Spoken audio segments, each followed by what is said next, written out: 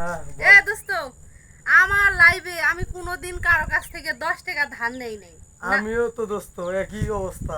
আমিও কোনোদিন কারো কাছে 10 টাকা ধার নিয়ে চলি নাই। তাইলে দোস্ত তুই আর আমি একবারে চলি। কিরে তুই তো আমার কাছ থেকে 100 টাকা নিয়ে এসে আইসক্রিম খালি, আমি যে বাড়ি খরচ নিতাম, টাকা দে দে দে, টাকা দে কিরে টাকা দে। দোস্ত, কি রে দোস্ত, তুই আজকে আমার সাথে এই ব্যবহার করছিস? আরে বন্ধু, তুই কি বাড়িতে এরকম আমার করছিস? খরচ খাওয়ার কোনো ইয়ে নাই, আমাকে তুমি টাকা দিত বন্ধু।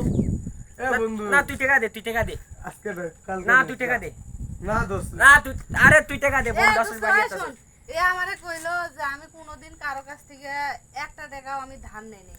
এখন তোর কাছ থেকে আবার বলে টাকা নিছে, তাহলে এ মানুষ তো ভালো না রে। এই মেঘলা আপু আমার কাছ থেকে 100 টাকা নিয়ে আসলো, নিয়ে আসে ও আইসক্রিম খাইছে। হ্যাঁ। বাড়িতে আমার খরচ নাই, আমি সর্ষের তেল নিয়ে যাবো বাড়িতে। ও টাকা খাওয়া বলাইছে, আমি এখন কিনে যাই বাড়িতে, তুমি বলো।